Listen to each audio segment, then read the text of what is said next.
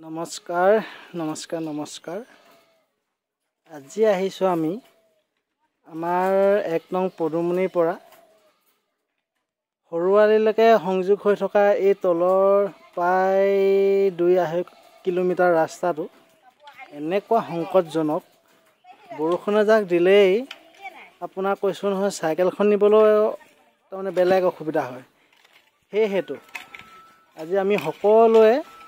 মিলি ৰাস্তাটো অকমান মেৰামতি কৰিবলৈ ওলাই আহিছো জুনে যেনেকৈ পাৰিছো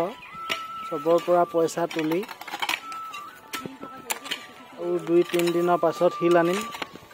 ভাবিছো এতিয়া মাটি দিয়ে ৰাস্তাটো প্ৰথমে গাত গুটবোৰ য'ত যিমান আছে যোনবোৰ জেগাত মানে বেছি অলপ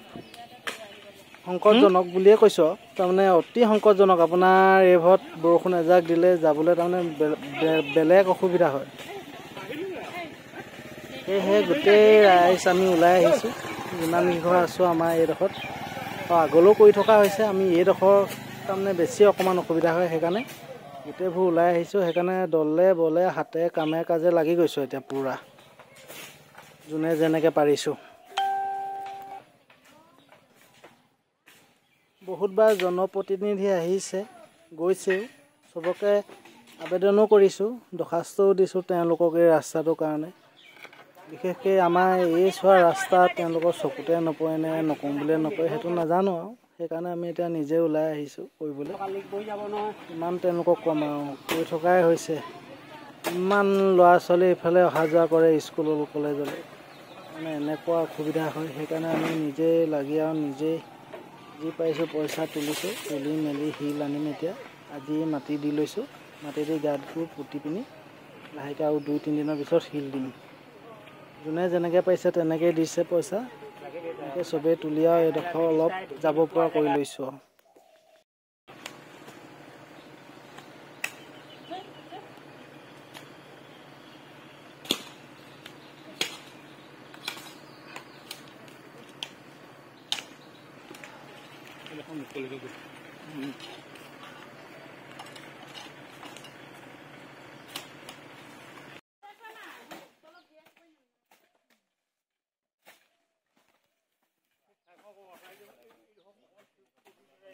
এয়া শিলপতাৰ পৰা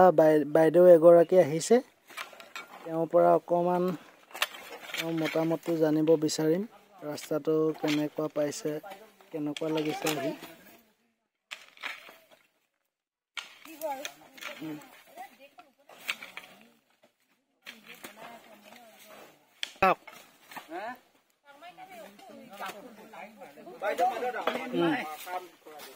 বাইদেউ গৰাকীৰ ওচৰলৈ আহিছোঁ বাইদেউ আপোনাৰ অকণমান মতামতটো জনাবচোন ৰাস্তাটোত আহি কেনেকুৱা লাগিছে অকণমান কওক মই নিতাই পুখুৰীলৈ চেচুঘাটৰ পৰা প্ৰায় আহিয়ে থাকিব লগা হয় কাৰণ এইফালে ছাত্ৰ ছাত্ৰীবোৰ আহে আমাৰ কৰ্মস্থলীও এইফালে বজাৰ সমাৰো এইফালে কিন্তু দুৰ্ভাগ্য আজি অত বছৰে আমাৰ এই ৰাস্তাডোখৰ হৈ নুঠিলে এতিয়া দেখিবলৈ পাইছোঁ ৰাইজে নিজে শ্ৰমদান কৰি পেলাই নিজে যোৱাৰ অকণমান সুবিধা কৰি লৈছে কাৰণ তেওঁলোকৰ কণ ছাত্ৰ ছাত্ৰীবিলাকো সেই স্কুললৈকে যায় আৰু ইয়াৰ মানুহবিলাকে বজাৰ সমাৰ ইটো সিটো কৰিয়ে খায় সেইফালে ৰাজমাইখন ডাঙৰ বজাৰ এইফালে নিতাইত সেই বৃহস্পতিবাৰে বজাৰত সেইবিলাক কৰিয়ে খাইছে কিন্তু ইমানেই দুৰ্ভাগ্য যে তেওঁলোকে বাৰিষাৰ দিনকেইটা কিমান কষ্টত কটাব লাগে তেওঁলোকে যাবলৈ আহিবলৈ ৰাস্তাটো আজি যুগ যুগ ধৰি এই প্ৰতিনিধি আমি বহুত পঠিয়ালোঁ বহুত আহিলে বহুত গ'ল কিন্তু কি কথা নাজানো আমাৰ এই ৰাস্তাডোখৰত কোনো মানে শুভ দৃষ্টি নপৰিলে এতিয়াও আমি আশা কৰিছোঁ তেখেতসকলৰ ওপৰতে আমি আশা কৰিছোঁ ৰাইজৰ প্ৰতিনিধিসকলৰ ওপৰত আমি আশা কৰিছোঁ তেখেতসকলে যাতে এতিয়া আমাক সহৃদয়তাৰে চাই এই ৰাস্তাখন যেন মৰিয়া আলিৰ পৰা এই সৰুৱালিলৈকে যিখিনি ব্লক পাৰিলে তাৰ পৰা মাত্ৰ 2-2.5 কিলোমিটাৰ পথ হয় নিতাই ডিমৌ ৰাস্তাটোলৈকে সেইডোখৰলৈকে অন্ততঃ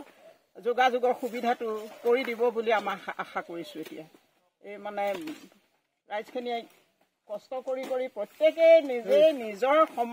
সামৰ্থ্য অনুযায়ী নিজৰ উপাৰ্জনৰ নিজৰ ঘৰ সংসাৰ চলাবলৈ সকলোৱে পৰিশ্ৰম কৰে তাৰ উপৰিও তেওঁলোকে সদায় এই পৰিশ্ৰম কৰি মাটি দি দিয়ে এনেধৰণে চলাই আছে এতিয়া আমি ভাবোঁ আমি আশা কৰিছোঁ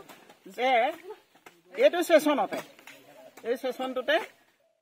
এই 2.5 কিলোমিটাৰ ৰাস্তাত নিম্নতম ব্লক পাৰি হ'লেও ল'ৰা ছোৱালীকেইটা ছাত্ৰ ছাত্ৰী যাবলৈ বজাৰ সমাৰলৈ মানুহখিনি গৈ ব্যৱসায় বাণিজ্য কৰিবলৈ সুচল কৰি দিয়ে, যিটোৰ কাৰণে আমাৰ এই অঞ্চলৰ ৰাইজে জীয়াতো ভুগিব লগা হৈছে। এইখিনিক দেখি আপ্লুত হৈছোঁ। আমিও সেইফালে কৰিয়ে থাকোঁ, ইয়াতো আহিলে মেলিলে ক'ৰবাত 200 পৰা মাতি আমিও দি থৈ যাওঁ, যেনে তেনে বাৰু চলক। ইমানবোৰ ৰাস্তা বদলি হৈছে, এইখন চৰকাৰে বহুত কামেই কৰিছে, আমি আপ্লুত হৈছোঁ সেইবিলাক কৰাত, কিন্তু এই বিষয়ে কিয় চকুত পৰা নাই সেইটোহে আমি বুজি পোৱা নাই। ধন্যবাদ বাইদেউ, আপোনাৰ কথা শুনি যথেষ্ট ভাল লাগিল। এতিয়া জনপ্ৰতিনিধিহে জানে আৰু তেওঁলোকৰ গা লৰে নে নলৰে। এই ৰাস্তাডোখৰ যাতে আমাক সোনকালে মেৰামতি কৰি দিয়ে যেন, সকলোকে আহিবলৈ সুবিধা কৰি দিয়ে যেন, তাকে জনপ্ৰতিনিধিৰ ওচৰলৈ আমাৰ অনুৰোধ থাকিলে।